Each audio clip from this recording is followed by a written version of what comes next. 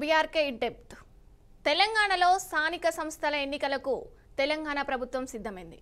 ఈ మేరకు ఏర్పాట్లు చేయాలని అధికారులకు ప్రభుత్వం ఇంటర్నల్గా ఆదేశాలు ఇచ్చినట్టు తెలుస్తుంది. ఇందులో భాగంగా మంత్రులు సూచనప్రాయంగా ప్రకటనలు చేస్తున్నారు. ఈ నెల ఆఖరులో స్థానిక సంస్థల ఎన్నికలకు నోటిఫికేషన్ విడుదలవుతుందని ఇప్పటికే మహిళా శిశు సంక్షేమ శాఖ మంత్రి సీతక్క ప్రకటించారు. తాజాగా మరో మంత్రి పొంగులేటి శ్రీనివాసరెడ్డి కూడా ఈ నెలాఖరులోగా స్థానిక సంస్థలకు ఎన్నికల షెడ్యూల్ విడుదల చేస్తామని, త్వరలో ఎన్నికల తేదీలు ప్రకటిస్తామని చెప్పారు. అయితే ముందుగా ఎంపీటీసీ, జెడ్పీటీసీ ఎన్నికలు జరుగుతాయని వెల్లడించారు. అనంతరం సర్పంచ్, మున్సిపల్ ఎన్నికలు ఉంటాయని మంత్రి పొంగులేటి పేర్కొన్నారు. ఈ మేరకు సోమవారం జరిగే కేబినెట్ సమావేశంలో స్థానిక సంస్థల ఎన్నికలపై నిర్ణయం తీసుకుంటామని, కేబినెట్ సమావేశం ముగిశాక ఎన్నికల తేదీలకు సంబంధించిన వివరాలు వెల్లడిస్తామని మంత్రి పొంగులేటి పేర్కొన్నారు.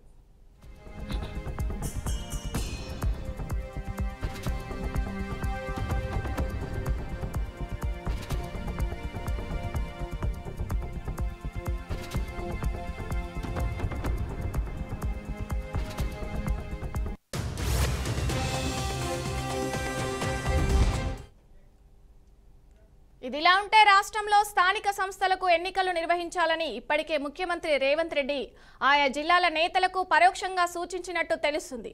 జూలైలో ఎన్నికలు నిర్వహించబోతున్నట్టు, అందుకు సిద్ధంగా ఉండాలని ఆయన ఆదేశించినట్టు తెలుస్తుంది. అందుకు అనుగుణంగానే గత వారం నుంచి రాష్ట్ర మంత్రులు సైతం స్థానిక సంస్థల ఎన్నికల్లో కాంగ్రెస్ పార్టీ విజయంపై ప్రత్యేక దృష్టి సారించారు. ఈ క్రమంలోనే త్వరలోనే స్థానిక సంస్థల ఎన్నికలు జరుగుతాయని ఇటీవల మంత్రి సీతక్క ప్రకటించారు. సర్పంచ్ ఎన్నికలను జూలైలో నిర్వహించబోతున్నామని, ఇందుకు సంబంధించిన నోటిఫికేషన్ త్వరలోనే విడుదల కానుందని స్పష్టం చేశారు. ఈ నెల ఆఖరులో స్థానిక సంస్థలకు నోటిఫికేషన్ వెలువడుతుందని ఆమె సూచనప్రాయంగా వెల్లడించారు. అయితే ఈ ఎన్నికల్లో అన్ని గ్రామ పంచాయతీలను కాంగ్రెస్ పార్టీ కైవసం చేసుకోవాలని, అందుకోసం పార్టీలో కొత్త పాత నేతలు అనే భేదాభిప్రాయాలు లేకుండా అందరూ సమిష్టిగా పనిచేయాలని పార్టీ శ్రేణులకు ఆమె సూచించారు.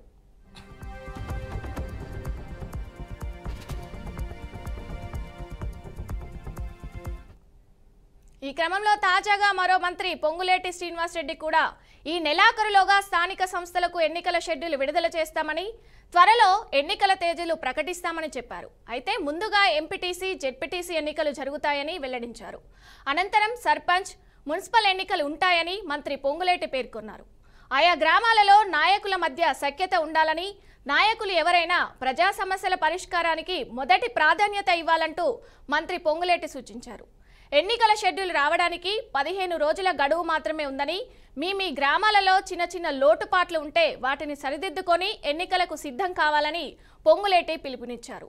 అయితే రిజర్వేషన్ల ఆధారంగా ఎన్నికల్లో గెలిచే అవకాశాలు ఎక్కువగా ఉన్నందున అభ్యర్థులను మాత్రమే ఎంపిక చేస్తామని ఆయన వెల్లడించారు. ఇప్పటికే అనేక సంక్షేమ పథకాలను ప్రజలకు అందించామన్నారు. రాబోయే వారం రోజుల్లో అర్హులైన రైతు సోదరులందరికీ కుంట మొదలుకొని ఎన్ని ఎకరాలుంటే అన్ని ఎకరాల వరకు రైతు భరోసా, సన్నాహాలకు రైతు బోనస్ వారి బ్యాంకు ఖాతాల్లో జమ చేస్తామని వెల్లడించారు.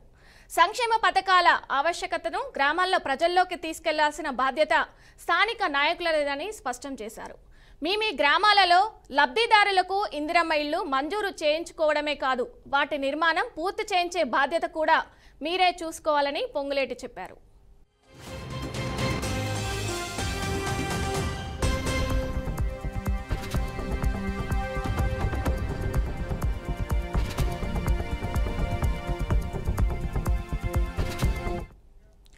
అయితే స్థానిక సంస్థల ఎన్నికలపై మంత్రులు స్పష్టత ఇవ్వకపోవడంతో తెలంగాణలో జరగనున్న లోకల్ ఫైట్పై రాజకీయ వర్గాల్లో ఉత్కంఠను రేకెత్తిస్తున్నాయి.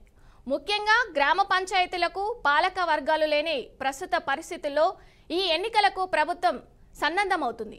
స్థానిక ఎన్నికల నిర్వహణపై ప్రభుత్వం వేగంగా కసరత్తు చేస్తుండటంతో గ్రామాలలో ఇప్పటికే ఎన్నికల ఫీవర్ మొదలైనట్టు తెలుస్తుంది. ఎన్నికల తథ్యమని తేలడంతో గ్రామ, మండల స్థాయి నేతల్లో కూడా టెన్షన్ మొదలైంది. అయితే ఇన్నాళ్ళు ఎన్నికలు ఎప్పుడు జరుగుతాయో అని ఎదురు చూసిన నేతలు ఇప్పుడు తమకు అనుకూలమైన రిజర్వేషన్ వస్తుందా లేదా అని, ఒకవేళ పార్టీ టికెట్ వచ్చినా గెలుస్తామా అనే భయాందోళనలో ఆశావాహులు ఉన్నారని టాకు. ఈ ఎన్నికల్లో ఖచ్చితంగా పోటీ చేయాలని నిర్ణయించుకున్న నేతలు మాత్రం ఆర్థిక వనరులను సమకూర్చుకోవడంతో పాటు ఓటర్లను ప్రసన్నం చేసుకొని వారిని ప్రభావితం చేసి మచ్చిక చేసుకునే పనిలో నిమగ్నమయ్యారు.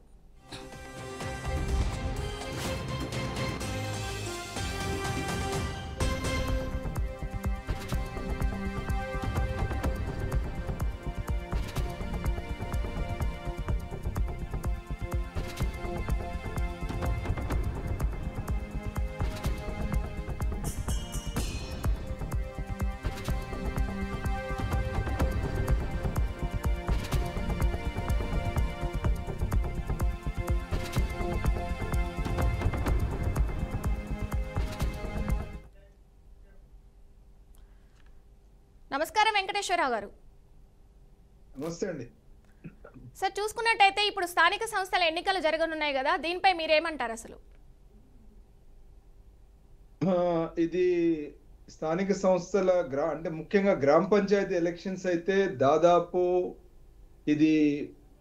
దీని టెన్యూర్ అయిపోయి జనవరి 31, 2024లోనే అయిపోయిందండి. అంటే దాదాపు ఒక సంవత్సరం మీద 4-5 నెలలు కావస్తుంది. ఇప్పుడు మీరు చూస్తా ఉన్నారు, గ్రామ పంచాయతీలలో సర్పంచులు కూడా ఎంత ఇబ్బంది పడుతున్నారు. వాళ్ళ బిల్స్ రాకుండా స్పెషల్ ఆఫీసర్స్ తో నడుపుతున్నారు. అయితే దీని మీద హైకోర్టు ఎన్నోసార్లు మొట్టకాయలు ఇచ్చింది.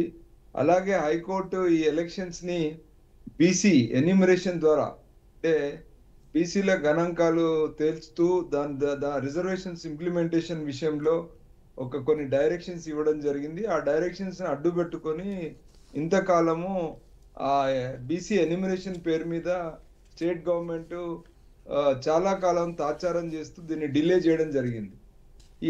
ఇప్పుడు ప్రస్తుతం మరి ఒక ఐఏఎస్ ఆఫీసర్ ఆధ్వర్యంలో ఒక కమిషన్ కూడా వేశారు. ఆ కమిషన్ ఆధ్వర్యంలో తేల్చమని చెప్పారు.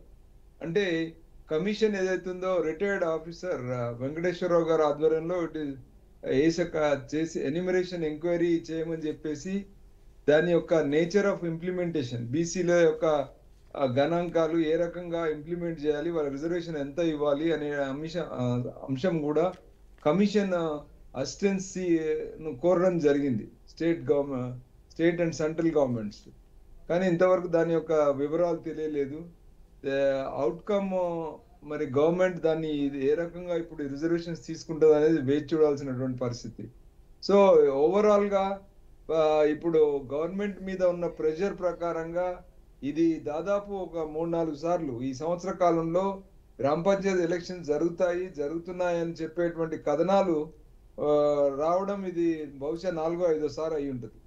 మరి ఈసారైనా ఖచ్చితంగా ఎన్నికలు జరుగుతాయా లేదా అనేది మనం వేచి చూడాలి. ఎందుకంటే గవర్నమెంట్ యొక్క ప్రయారిటీస్ ఈరోజు ఎంత గవర్నమెంట్ చట్టానికి మరి కోర్టుకు లోబడి ఉన్నా కూడా వాళ్ళ యొక్క పార్టీ ప్రయోజనాలే ప్రధానంగా వాళ్ళు ఈ నిర్ణయానికి ముడిపడి ఉంది. కాబట్టి పార్టీ ప్రయోజనాల దృష్ట్యా వాళ్ళు సరైన వాతావరణం, సరైన ఫేవర్ గా వచ్చే విధంగా చూసుకునే ప్రయత్నంలో భాగంగా కూడా డిలే అవుతుంది అనేది మనందరికి తెలిసిన విషయం.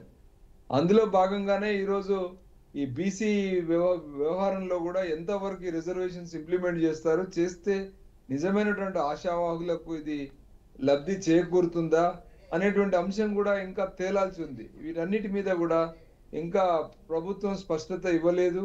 మరి ఎలక్షన్ కమిషన్ ఈ యొక్క అంశాన్ని స్టేట్ ఎలక్షన్ కమిషన్ కాన్స్టిట్యూట్ చేస్తున్నటువంటి అంశాల్లో ఎలాంటి గైడ్ లైన్స్ ఇస్తున్నారు అనేటువంటి స్పష్టత ఇంకా రాలేదు.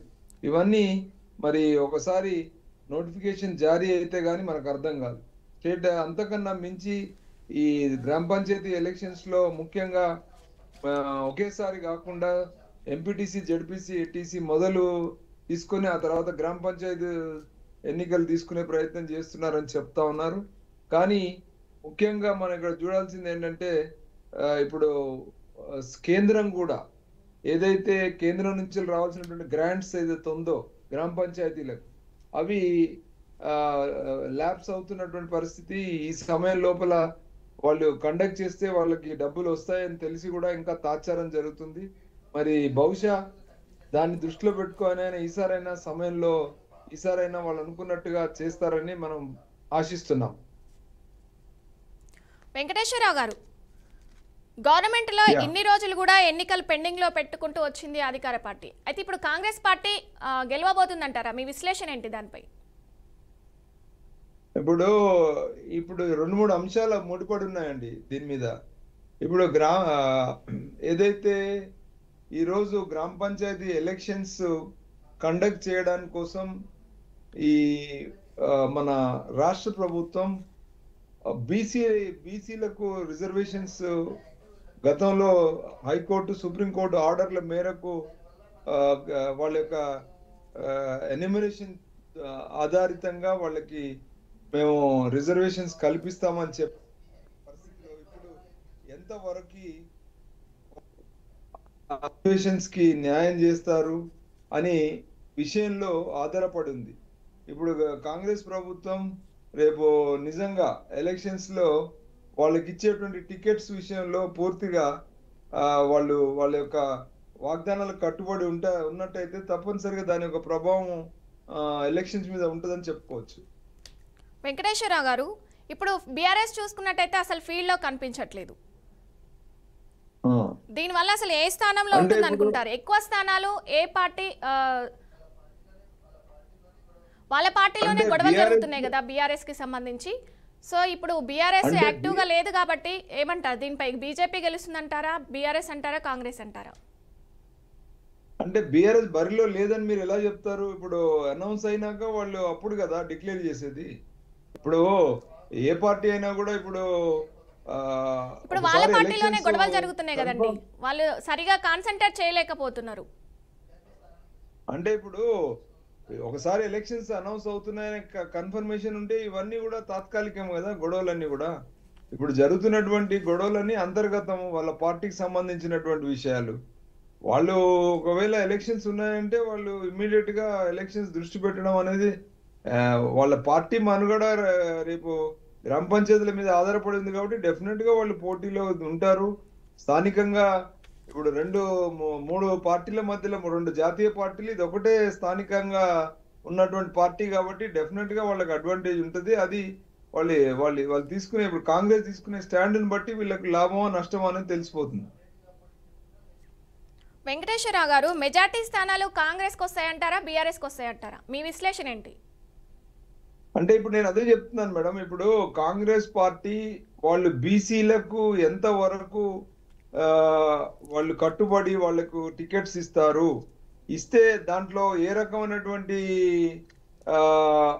వాళ్ళందరికీ అంటే లోకల్ గా ఉన్నటువంటి లీడర్స్ మధ్యలో పోరు లేకుండా స్థానికంగా ఉన్నటువంటి ఎమ్మెల్యేలతో పాటు స్థానికంగా ఉన్నటువంటి ఇతర కాంగ్రెస్ నాయకులందరూ కూడా కలిసి అక్కడ ఉన్నటువంటి ఎంపీటీసీలకు కానీ జెడ్పీటీసీల వ్యవహారంలో కానీ లేదా సర్పంచ్ల వ్యవహారంలో కానీ లేదా వార్డు మెంబర్ల వ్యవహారంలో కానీ వాళ్ళు ఏదైతే మొదటి నుంచి వాగ్దానం చేస్తున్నట్టు బీసీ గణాంకాల ఆధారితంగా ఆ రిజర్వేషన్ పర్సంటేజ్ ఏదైతే వాళ్ళు ఈరోజు 50% ఎక్సీడ్ చేసి ఇస్తామని చెప్పేసి చెప్తున్నారో దాన్ని అన్నిటి అంటే ఆ దిశగా వాళ్ళు తీసుకునే నిర్ణయాల మీద ఆధారపడి వాళ్ళ గెలుపు అనేది ఆధారపడుతుందని మనం అందరం అంచనా వేస్తా ఉన్నాం. అయితే ఎమ్మెల్సీ కవిత ఉన్నారు కదా, తను సొంతంగా ఇప్పుడు ఎన్నికలకు బరిలో దిగుతుందంటారా, లేదా బీఆర్ఎస్ నుంచే పోటీ చేసే అవకాశం కనిపిస్తుందంటారా? ఇప్పటి వరకు ఎమ్మెల్సీ కవిత ఎప్పుడు కూడా పార్టీ అనౌన్స్ చేయలేదు. ఆమె పార్టీ నుండి పూర్తిగా విభేదించినట్టు కూడా ఎక్కడ చెప్పలేదు కదా. ఆమె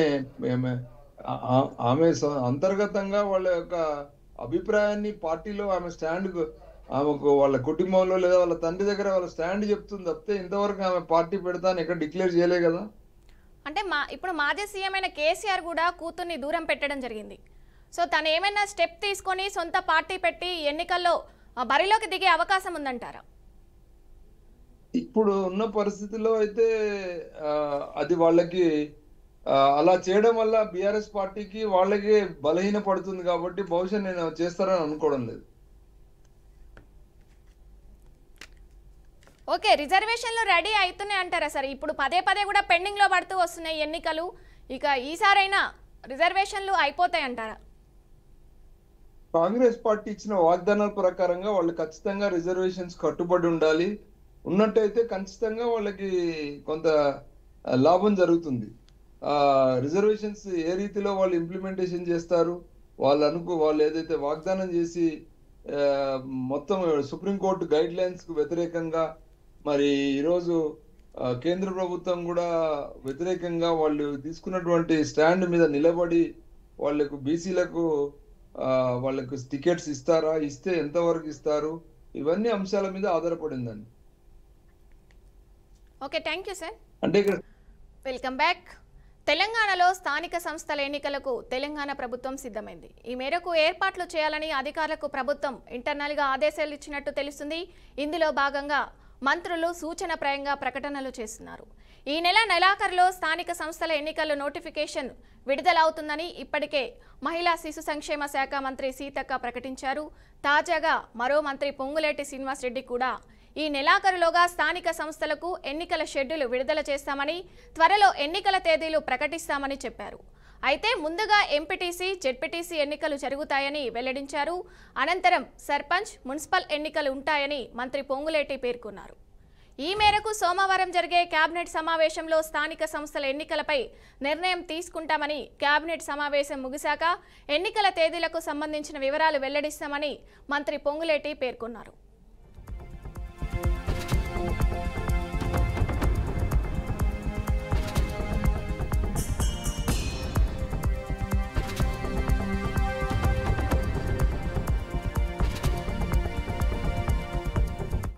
ఇదిలా ఉంటే రాష్ట్రంలో స్థానిక సంస్థలకు ఎన్నికలు నిర్వహించాలని ఇప్పటికే ముఖ్యమంత్రి రేవంత్ రెడ్డి ఆయా జిల్లాల నేతలకు పరోక్షంగా సూచించినట్టు తెలుస్తుంది.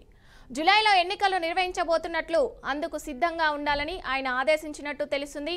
అందుకు అనుగుణంగానే గత వారం నుంచి రాష్ట్ర మంత్రులు సైతం స్థానిక సంస్థల ఎన్నికల్లో కాంగ్రెస్ పార్టీ విజయంపై ప్రత్యేక దృష్టి సారించారు.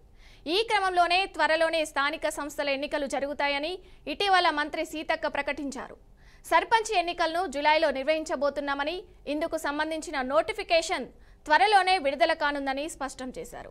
ఈ నెలాఖరులో స్థానిక సంస్థలకు నోటిఫికేషన్ వెలువడుతుందని ఆమె సూచనప్రాయంగా వెల్లడించారు. అయితే ఈ ఎన్నికల్లో అన్ని గ్రామ పంచాయతీలను కాంగ్రెస్ పార్టీ కైవసం చేసుకోవాలని, అందుకోసం పార్టీలో కొత్త పాత నేతలు అనే భేదాభిప్రాయాలు లేకుండా అందరూ సమిష్టిగా పనిచేయాలని పార్టీ శ్రేణులకు ఆమె సూచించారు.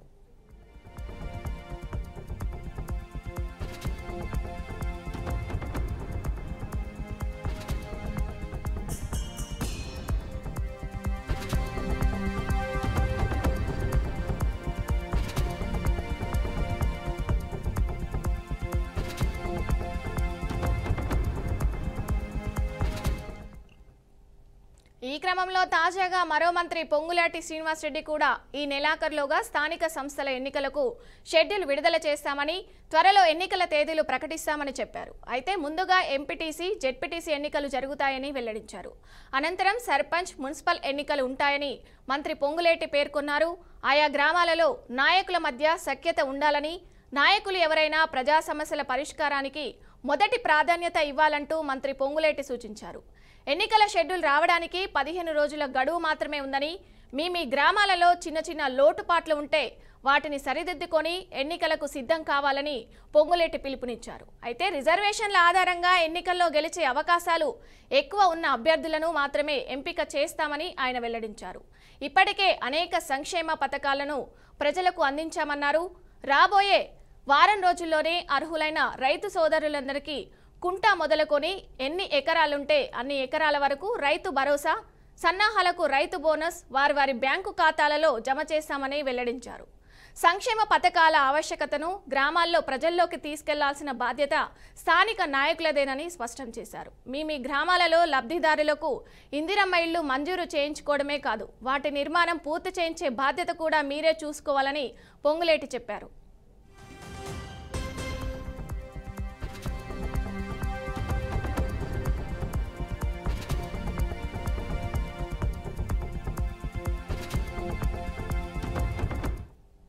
అయితే స్థానిక సంస్థల ఎన్నికలపై మంత్రులు స్పష్టతనివ్వడంతో తెలంగాణలో జరగనున్న లోకల్ ఫైట్ పై రాజకీయ వర్గాల్లో ఉత్కంఠను రేకెత్తిస్తున్నాయి. ముఖ్యంగా గ్రామ పంచాయతీలకు పాలక వర్గాలు లేని ప్రస్తుత పరిస్థితుల్లో ఈ ఎన్నికలకు ప్రభుత్వం సన్నద్ధమవుతుంది.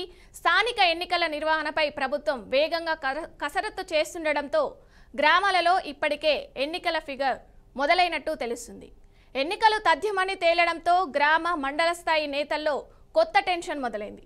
అయితే ఇన్నాళ్ళు ఎన్నికలు ఎప్పుడు జరుగుతాయో అని ఎదురు చూసిన నేతలు ఇప్పుడు తమకు అనుకూలమైన రిజర్వేషన్ వస్తుందా లేదా, ఒకవేళ పార్టీ టికెట్ వచ్చినా గెలుస్తామా అనే భయాందోళనలో ఆశావాహులు ఉన్నారని టాక్. ఈ ఎన్నికల్లో ఖచ్చితంగా పోటీ చేయాలని నిర్ణయించుకున్న నేతలు మాత్రం ఆర్థిక వనరులను సమకూర్చుకోవడంతో పాటు ఓటర్లను ప్రసన్నం చేసుకొని వారిని ప్రభావితం చేసి మచ్చిక చేసుకునే పనిలో నిమగ్నమయ్యారు.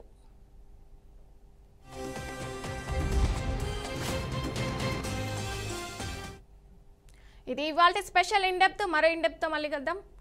చూస్తూనే ఉండండి బీఆర్కే న్యూస్ తెలుగుడి సత్తా.